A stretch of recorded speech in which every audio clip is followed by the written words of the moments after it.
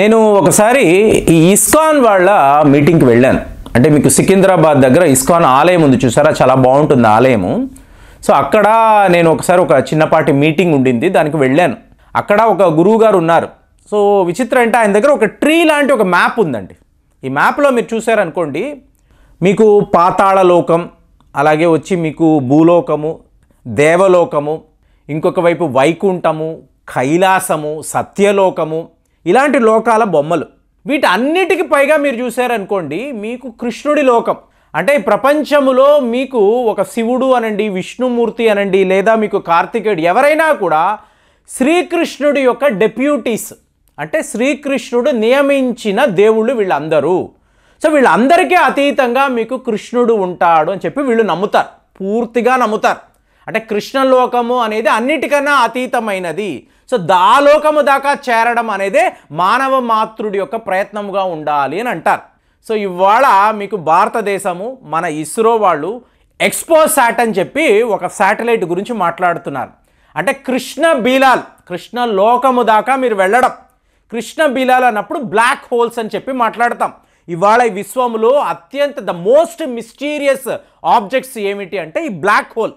Black hole అనేది ఎవరికి కనిపించదు, పేరే బ్లాక్ హోల్. కానీ దాంట్లో నుంచి వస్తున్న మీకు ఎనర్జీ ఉంది చూసారా, రావడము కాదండి. ఒక నక్షత్రం, ఇప్పుడు మీరు సూర్యుడిని ఊహించుకోండి. మీకు సూర్య భగవానుడు అద్భుతంగా ప్రకాశిస్తూ ఉంటాడు, మీకు సూర్యోదయం ఉంటుంది, సూర్య అస్తమనం అంటూ ఉంటుంది. నిజంగా సూర్యుడు అనేవాడు ఎప్పుడు అస్తమించడు. ఇతను దేశాలు మారుతూ ఉంటాడు, డైరెక్షన్స్ మారుతూ ఉంటాడు. మనకు రాత్రి అన్నప్పుడు అమెరికాలో వాళ్ళకి పగలు, అంతే తప్ప సూర్యుడు అస్తమించడము, మీకు ఇలా ఉదయించడం అంటూ ఏమి ఉండదు. మనకు ఆ కాన్సెప్ట్ని మనం చూస్తున్నాం. కానీ ఇక్కడ ఏమవుతుందంటే, ఒకవేళ ఈ సూర్యుడు ఒక బ్లాక్ హోల్గా మారిపోతే, ఒక కృష్ణ బీలముగా మారిపోతే అప్పుడేం జరుగుతుంది అంటే, ఒక హై డెన్సిటీ ఉన్న ఒక నక్షత్రం, న్యూట్రాన్ స్టార్స్ అంటారు. ఇది ఎంత పవర్ఫుల్గా ఉంటుందంటే, ఇప్పుడు చూడండి, మొన్నటికి మొన్న కొంతమంది శాస్త్రవేత్త, జేమ్స్ వెబ్ శాస్త్రవేత్తలు, వీళ్ళు కొన్ని మ్యాప్స్ చూసి షాక్ అయిపోయారు. ఏంటంటే ఇంతకుముందు 10 ఏళ్ళు 15 ఏళ్ల క్రితము చూసిన నక్షత్రాలు ఇవాళ అక్కడ కనిపించడం లేదు, మిస్సింగ్, స్టార్ మిస్సింగ్ అని చెప్పి వాళ్ళు చెప్తున్నారు. ఎలాగండి? ఇప్పుడు సడన్గా సూర్యుడు మాయమైపోయాడంటే మీరు నేను నమ్ముతామా? నమ్మము కదా. అలాంటిది సూర్యుడి కన్నా ఎన్నో రెట్లు పెద్ద పెద్ద నక్షత్రాలు ఇలా మాయమైపోవడం. సో ఇప్పుడు ఏం జరుగుతుంది? ఒక కృష్ణబీలం ఉంది, ఒక బ్లాక్ హోల్ ఉంది. ఈ బ్లాక్ హోల్ పక్కన ఉండే ఆబ్జెక్ట్స్, పెద్ద పెద్ద నక్షత్రాలు ఉండొచ్చు, గ్యాలక్సీలు ఉండొచ్చు, ఏవి ఉన్నా కూడా ఇది మింగుతూ పోతూ ఉంటుంది. ఇప్పుడు మీరు సూర్యుడిని ఒక బ్లాక్ హోల్ అన్నారు అనుకోండి, చుట్టుపక్కల ఉండే గ్రహాలనంతా సూర్యుడు మింగడం మొదలు పెడతాడు. అంటే బ్లాక్ హోల్గా, న్యూట్రాన్ స్టార్గా మారిన తరువాత ఇలాంటి ఒక ప్రక్రియ అనేది స్టార్ట్ అవుతుంది. కొన్నేళ్ల తర్వాత చూస్తే మీకు అక్కడ మెర్క్యూరీ ఉండదు, సాటర్న్ ఉండదు, మన ఎర్త్, ఏ గ్రహాలు కూడా కనిపించవు. ఏంటి? సూర్యుడు మింగేస్తాడు, బ్లాక్ హోల్గా మింగేస్తాడు. అసలు ఈ ప్రక్రియ ఎలా జరుగుతుంది అనేది ఇవాళ ఈ రోజు వరకు గ్రేటెస్ట్ మిస్టరీ. అంటే మన పాలపుంత అంటాం, మిల్కీవే మధ్యలో ఒక చాలా పెద్ద బ్లాక్ హోల్ ఉంది. ఏ ఒక నక్షత్రం తిరుగుతూ మీకు ఈ బ్లాక్ హోల్ దగ్గరికి, కృష్ణబీలము దగ్గరికి వెళ్ళేటప్పటికి పూర్తిగా అది మాయమైపోతుంది. మీకు బ్లాక్ హోల్ దాన్ని తనలోకి ఐక్యం, అంటే స్వాహ అంటాం చూసారా, అలాంటి ఒక స్వాహ చేస్తుంది అని చెప్పేసి ఇవాళ శాస్త్రవేత్తలు మాట్లాడుతున్నారు. మరి దీని మీదంతా మీరు పరిశోధనలు చెయ్యాలి కదా. చెయ్యకపోతే రేపు మానవాళికి ఏమైనా జరగచ్చు. చెప్తున్నా కదా, సడన్గా సూర్యుడు ఒక బ్లాక్ హోల్గా మారిపోతాడా అంటే అలాంటి పరిస్థితి లేదు. ఎందుకంటే సూర్యుడు ఒక వైట్ డ్వార్ఫ్ స్టార్గానే మారతాడు. కానీ మన పాలపుంత మధ్యలో ఇంతంత పెద్ద బ్లాక్ హోల్స్ ఉన్నప్పుడు అసలు ఎలా చెప్తున్నారంటే, ఈ విశ్వమే ఒక బ్లాక్ హోల్ మధ్యలో ఉంది. కాబట్టి ఎప్పటికైనా కూడా ఈ బ్లాక్ హోల్ మనల్ని అందరినీ కూడా మింగేస్తుంది.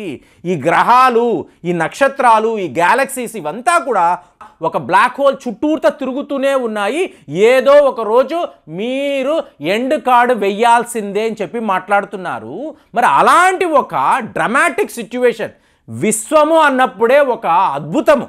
అలాంటి ఒక అద్భుతములో చూడండి, నాసా వాళ్ళు ఇమేజింగ్ ఎక్స్రే పోలిమేటరీ ఎక్స్ప్లోరర్ అని చెప్పి ఒక అద్భుతమైన, అంటే ఈ బ్లాక్ హోల్స్ మీద రీసెర్చ్ చేయడానికి వాళ్ళు ఒక పరికరాన్ని, ఒక శాటిలైట్ను అంతరిక్షంలోకి విడుదల చేశారు. వాళ్ళ తరువాత ఈ ఎక్స్పో శాటిలైట్ అనేది అంతరిక్షంలో పంపించిన రెండవ దేశము భారతదేశం. ఫ్రెండ్స్, ఈ బ్లాక్ హోల్ మీద పరిశోధనలు అనేవి అంత మామూలు విషయము కాదండి. అందులో ఇవాళ భారతదేశము 2వ ర్యాంకులో ఉండడం అంటే రష్యానో చైనా వాళ్ళు చెయ్యలేని పని ఇంత షార్ట్ పీరియడ్లో ఇవాళ ఇస్రో వాళ్ళు ఇంత ఒక పవర్ఫుల్ శాటిలైట్ను అంతరిక్షంలోకి పంపించి కృష్ణ బీలాల యొక్క రహస్యాలను తెలుసుకోవడానికి వాళ్ళు ఈ ప్రయత్నాలు చేస్తున్నారు అన్నప్పుడు ఇదేమో ఒక మామూలు విషయంగా మనం తీసుకోవడానికి లేదండి. మోరోవర్ ఈ విచిత్రాన్ని చూడండి, మనము పంపించిన శాటిలైట్ యొక్క ఖర్చు 250 కోట్లు మాత్రమే. అదే మీరు నాసాని చూశారనుకోండి, 188 మిలియన్ అమెరికన్ డాలర్స్ను వీళ్ళు ఖర్చు పెట్టారు. ఇవాళ అందరూ మాట్లాడుతున్న విషయం ఇదే. 250 కోట్లు అన్నప్పుడు ఒక చిన్నపాటి సినిమా అండి. మీకు ఇవాళ ఇండియాలో తీస్తున్న చిత్రాలు 500 కోట్లు దాటే సినిమాలు కూడా ఉన్నాయి.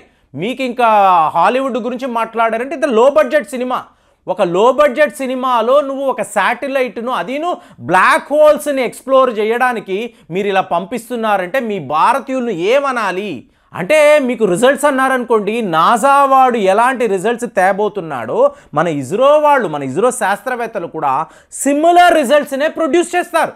ఎందుకంటే అందులో ఉండే పరికరాలు మీకు దాంట్లో అమర్చబడిన ప్లేలోడ్స్ అంతా కూడా ఒకలాగే ఉంటాయి. ఎలా చూసినా కూడా మనము సాధించిన రికార్డ్ బ్రేకింగ్ అటెంప్ట్ ప్రపంచంలో ఎవరూ కూడా చెయ్యరు. ఇప్పుడు ఈ బ్లాక్ హోల్స్లో మనము చేస్తున్న పరిశోధనలు అన్నామనుకోండి, ఒక న్యూట్రాన్ స్టార్ యొక్క ప్రవర్తన ఎలా ఉంటుంది, అలాగే క్వాజార్స్ అంటారు, పెద్ద పెద్ద ఎనర్జీ వేవ్స్ అండి. పొడుగ్గా మీకు ఇలాగా అంటే మనం అంటాం చూసారా, ఇంద్రుడి చేతిలో ఉండే వజ్రాయుధం యొక్క ఇమేజ్ చూసారంటే ఇలా పొడుగ్గా మీకు ఒక ఎనర్జీ కనిపిస్తుంది.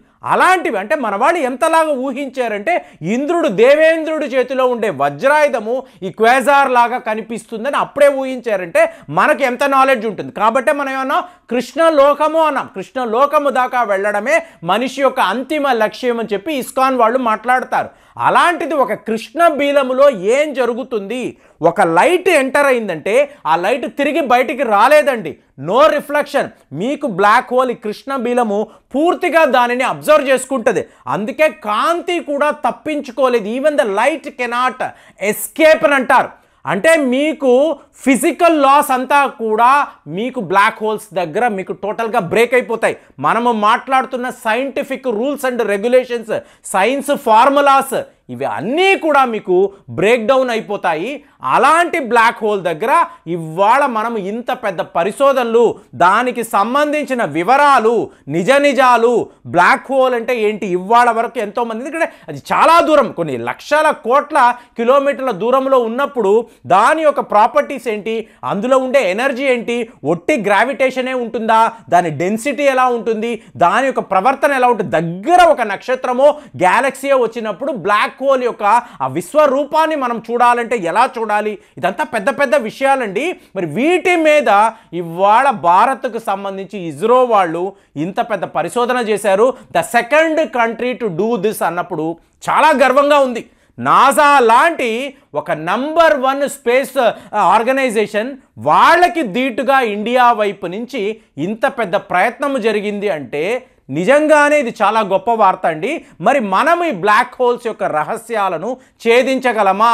ఛేదించగలిగితే నాసా వాళ్ళు ఇస్తున్న రిపోర్టు, మన రిపోర్ట్ రెండిటిని మీరు చూసారు అనుకోండి, ఆల్మోస్ట్ సిమిలర్గా ఉన్నాయనుకోండి, అప్పుడు ఇండియా సాధించిన ఘనతను ప్రపంచమంతా కూడా, ప్రపంచ దేశాలంతా కూడా ముక్కు మీద వేలేసుకుంటారు. ఎందుకంటే రష్యా చైనా చెయ్యలేని పని భారత్ ఎలా చేసిందని అందరూ మాట్లాడుకుంటున్నారు. మరి అలాంటి ఒక గొప్ప విషయం భారత్లో జరిగిందంటే అసలు మీ యొక్క స్పందన ఎలా ఉందో తెలియజేయండి. మళ్ళీ వచ్చే వీడియోలో కలుద్దాం. జై హింద్.